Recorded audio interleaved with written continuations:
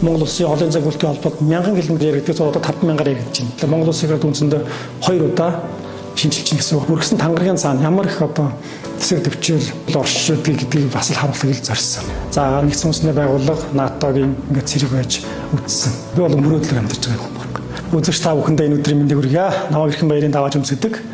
Зөвлөгчдийн 123 дугаар ангид хөгжимчин албан тушаалтай Имахлах Салаа байна. 2021 онд одоо ковидын дараахан Монголд одоо анхны 2000-аас дээш километрийг Монголд одоо анх удаа Монгол нутагт одоо үүсэн гэх юм уу та. За тэр гүйлт маань одоо бас яаж санаачилсан, яаж бодож олсон гэхээр бас их төвхтэй. За 2021 онд маань олон сайхан 100 жилийн баярууд болсон тийм ээ. Ард үсгэлийн 100 жил гэдэл одоо ер нь бол тэгш ойнууд маш тохиосон. За яг түүнтэй зэрэгцэн маань зөвчний маань 100 жилийн ер нь бол болсон байж байгаа. Тэгэхээр би одоо цэргийн хүн болоод 10 гаруй жилийг одоо цэргийн амьдралтай ажил амьдралаа холбоод ингээд нэлээд хугацаа өнгөрөөж байгаа хүний хувьд за мөн одоо яг энэ мөрцгийг зүгээд энэ хувцыг өмсөд явж байгаараа бахархаж явдаг, албаараа бахархад өөрөөрөө бахархдаг гэдэг юм уу.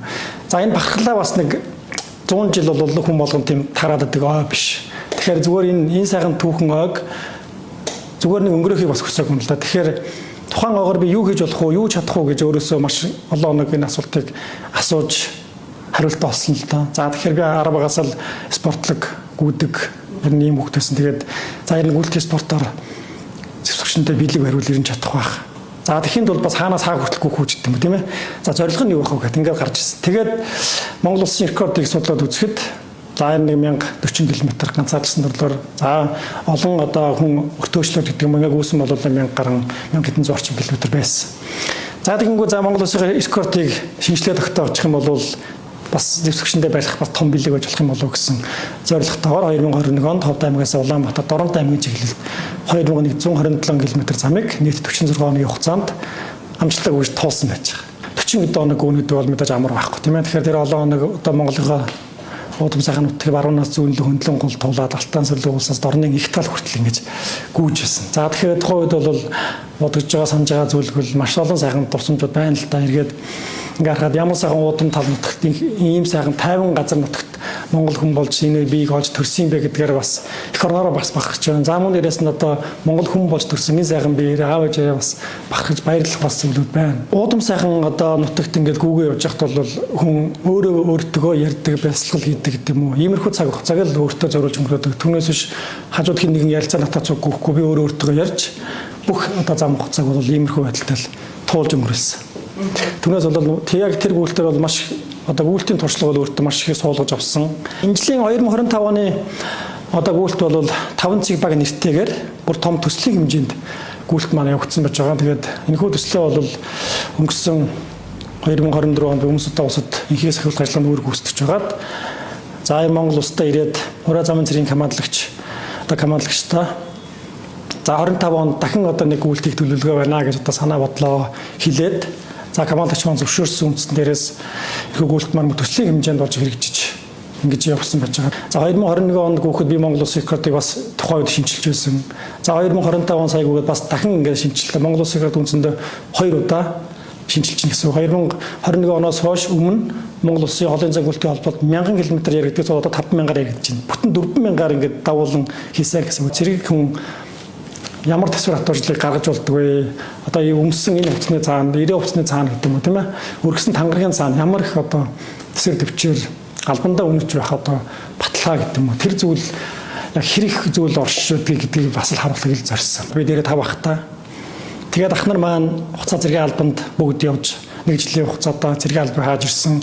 Тухайн үед хүүхэд байсан ах нартайгаа байнга нөгөө тогж нааддаг. Тогтөөнөл ах амьдрал ах нартаа тогж наадаж одоо мор мал унж хургын шиг хариулж ингэж өссөн хүүхэд. Тэгээд ах нарыг нөгөө цэрэгт явсан хугацаанд нь аюу сандаг. Тэгээд нөгөө цэрэг хувцас өмсөн дэрэлж унтмж гэдэг юм уу.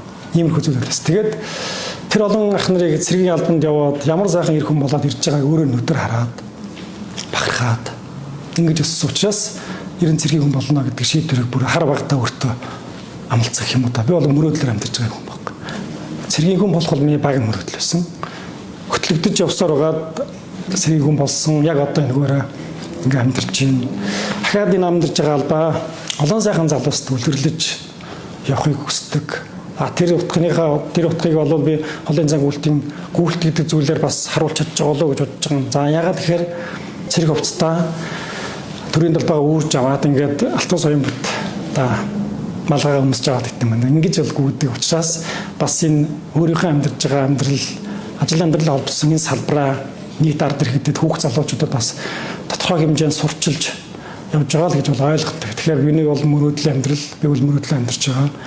13 онд миний анхны ажиллагаа хүмүүстэй улсад. За дараагийнх нь 16 онд дахиад хүмүүстэй улсад үүрэг гүйцэтгүүлээ. 2019 онд Афганистан улсад үүрэг гүйцэтгээд цаахан саяхан 2023 онд хүмүүстэй улсад яваад 24 онд оны одоо сүүлээр сая 25 онд гүйцэтгэх хийж байгаа. Ингээ үндсэндээ ажиллагаанд бол 4 удаа үүрэг гүйцэтгсэн. За нэгдсэн үндэсний байгууллага НАТОгийн ингээ цэрэг байж үтсэн. Ер нь бол цэнхэр дуулга, ногоон дуулга гэд аль алын дуулгыг өмсөж үзээд олон аавын сайхан хүүхдүүдтэй мөр зэрэгцээд дэлхийн болон одоо Монголынхаа залуучуудаа дэлхийн их тайван амар амгалангийн төлөө төв алгасаж үүрэг гүйцэтгэхэд ингээд ирсэн цаг хүн байна да. Цэргийн хүн болсных бол их дэмжих ажиллагаа олон улсын одоо сургууль гэдэг юм уу иймэрхүү зүйлүүд ер нь бол оролцоход ер нь айгүй зүгээр. За яагаад гэхээр тэн цэргийн хэргийн мэдлэгийг маш нарийн зааж өгдөг. За мөн дээрээс нь ихээс их ажиллагаанд очиод тэнд тэр харийн оронд юу болж байна? Яг дэлхийн дайн гэдэг яриад байгаа тийм ээ. Тэр яг хаана яаж явж байна? Иргэний дайн гэж юу гэдгийг за ихээс их ажиллагаанд хүн очиж яг ямар үүрэг гүйцэтгэдэг гэдэг яг дэлхийн халуун зэг дээр очиж үүрэг гүйцэтгэж ингэж явдаг л да. Энэ бол манай монголчууд үндсэндээ ядуу гэж өөрсдөө ярьдаг тийм ээ.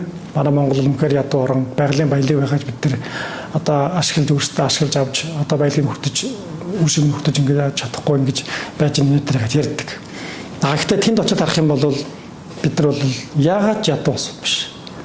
Жинхэнэ ядуу хүмүүс гэх юм бол би тэр Африкт байгаа тэр хүмүүсийг л гэж би бол хэлнэ. Одоо манай монголчууд орох оронгоо ойч хаяггүй гэж хэлдэг шүү дээ. Тийм ээ. Тийм хүмүүсийг л баргуулагчин, төлөвчнгээр нэрдэг. Тэгэхээр тэнд яг тэр дүр зураг бол өдрөө тутамд, алхам тутамд гэдэг юм уу ингээд нүдэн дээр маань ингээд явж байгаа. Тэнд үсгэлэнд нэг үтцэн хүүхдүүд годмонд ингээд хөвтөж явах жишээ нэ. Гитсэнтэй хөөцсөн тийм ээ. Хамаагүй мөчн үеийн ингээд одоо бүдүүн бос тэцгэр нарийнчд ингээд тураалд орсон хүмүүс ингээд тэнд байж байгаа чинь өдрийн идэх хоол ундгүй маш хүн зүйлүүд тэнд бол ингээд бид нар харж инхээс хөлтөл та. Магсаржавын мөнгө цай гэж сайхан бүсгүй. Тэгэхээр одоо антайгаа анхнаасаа одоо 10 жилийн сурагч хүүхд байхын л үргэлж нөхөрлөж оюутан болоод хоёулаа цог Улаанбаатар хотод ирж нийтийн байр подвол хөлсөлж түрээсэлж оюутан хуу насаа өнгөрөөж холдоо хоолгүй ингэж явж исэн.